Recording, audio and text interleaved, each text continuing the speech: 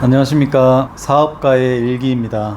오늘은 아침부터 조금씩 비가 내리기 시작합니다. 기온도 조금 떨어졌고 덕분에 상쾌하게 출근을 할 수 있었습니다. 이쪽에 보이시는 이 공간은 저희 사무실 창가 공간입니다. 평수가 크지는 않는데 건물이 굉장히 예쁘게 돼 있어서 이렇게 카메라만 살짝 돌리면 전혀 다른 느낌이 나곤 합니다. 이 건물에 대한 이야기는 차후에 다시 한번 하기로 하겠습니다. 오늘 제가 준비한 이야기는 법인 과점주에 대한 이야기입니다. 실제로 제가 겪고 있고 문제가 지금 발생이 된 것에 대해서 공유를 하고자 합니다. 두 법인 중에 한 법인이 예전부터 저희 와이프와 그리고 제가 최대 주주로 되어 있고 주식 비율은 와이프가 40%, 제가 60%를 가지고 있었습니다. 이 법인은 제가 중간에 인수를 했던 법인이고 여성 기업을 만들어 보려고 와이프가 대표자로 있었지만 아이들 키우는 입장에서 법인 업무도 동시에 하려니 조금 벅찬 것 같아서 서로 업무 분담을 하기로 하고 제가 다시 회사 대표가 되어서 본격적으로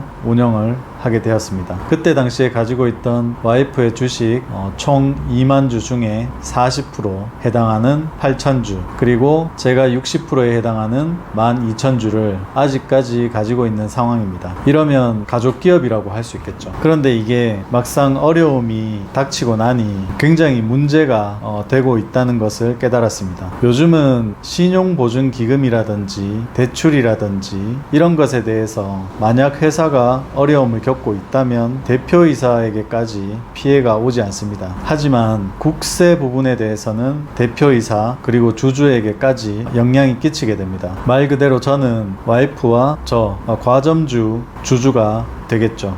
지금 현재 처해 있는 어려운 상황은 코로나가 터졌을 때 저희가 그걸 극복하고자 코로나 특수 물품을 투자를 해서 구매하고 판매를 한 적이 있는데 법인이 두 개이다 보니 구매를 했던 법인과 판매를 했던 법인 그리고 그 부분에서 저의 실수로 매출 매입에 대한 신경을 많이 못 썼습니다. 코로나가 터지고 이 상황을 어떻게 해야 될까 구조조정을 하고 천천히 다시 시작을 해야 될 건지 아니면 이걸 어떤 아이템으로 인해서 극복을 해야 될 건지 선택하게 되었는데 마침 저희 쪽 업계에서 이슈가 되는 코로나 아이템이 있어서 투자를 해서 진행을 했던 경우입니다. 그때 발생한 부가세가 약 2천만 원 정도가 되는데 그 부가세를 나라에서 코로나다 보니 유예를 시켜주는 시기가 있었습니다. 그래서 그 유예를 한참 동안 받고 나서 어느 시점이 되어 납부를 하라고 하는데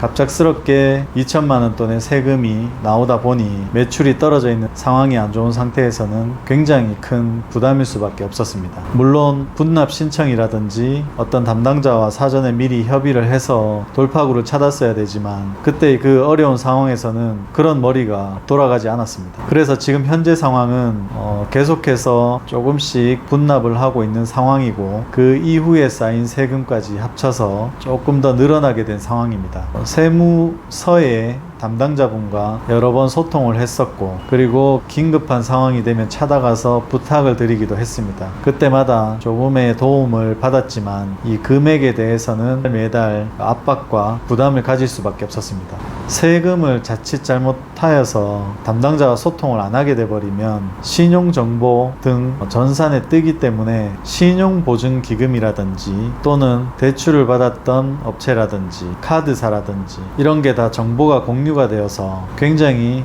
나쁜 영향이 있었습니다. 어떤 카드사는 저희가 잘 쓰지도 않는데 그런 신용 기록 때문에 카드 한도를 줄이거나 정지를 시키거나 하는 경우도 있더라고요. 그래서 법인의 국세 처리가 100% 빨리 되지 않는 상황이 되니 어떤 상황까지 왔느냐 하면 국세청에서 집으로 청구서 2장을 발송을 했습니다. 그게 저희 와이프가 보고는 깜짝 놀라 저에게 다시 물었고 겁을 먹었는데 제가 상황을 잘 설명해서 이제는 조금 안정화가 되었답니다. 내용인 즉슨 60%의 주주인 제가 밀려있는 국세 체납의 60% 금액을 납부를 해야 되고 40%의 주주식을 가지고 있는 와이프가 국세 전체 체납 금액의 40%에 해당되는 돈이 배당되듯이 그렇게 나눠서 청구서가 왔답니다. 그래서 그때 저는 과점주라는 게 이렇게 참 무섭구나. 내가 조금 머리만 썼더라도 이 법인 법률에 대해서 조금 더 예전에 알았더라면 이런 걸 방지를 할 수 있었을 텐데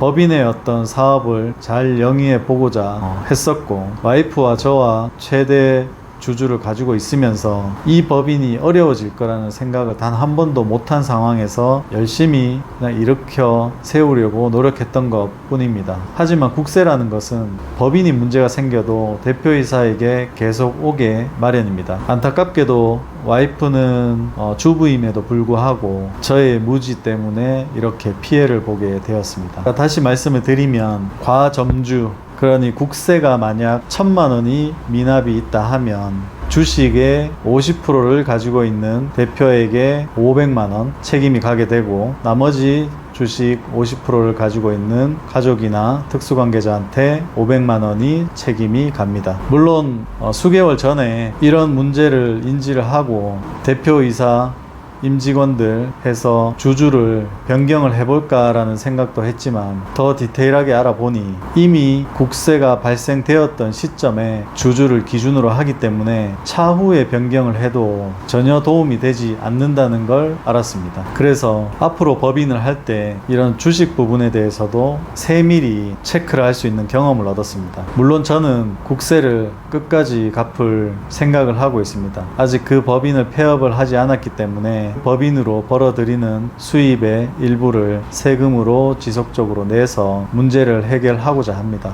이렇게 과점주에 대해서 단편적인 문제를 공유를 해드렸습니다. 법인을 운영한다는 것은 결코 쉽게 보면 안 될 것 같습니다. 요즘은 1인 법인도 많고 작은 규모의 법인도 많지만 회사가 성장하면서 미리 챙겨야 할 것들은 챙기셔야 된다고 생각을 합니다. 오늘 과점주에 대해서 이야기를 드렸는데 주식에 대한 어떤 다른 부분도 지금 경험을 하고 있어 다시 정리가 되면 영상을 올리도록 하겠습니다. 오늘 비가 오지만 열심히 움직여서 또 여러 가지 상황들을 하나하나씩 해결해 보도록 하겠습니다. 그럼 또 뵙겠습니다. 시청해 주셔서 고맙습니다.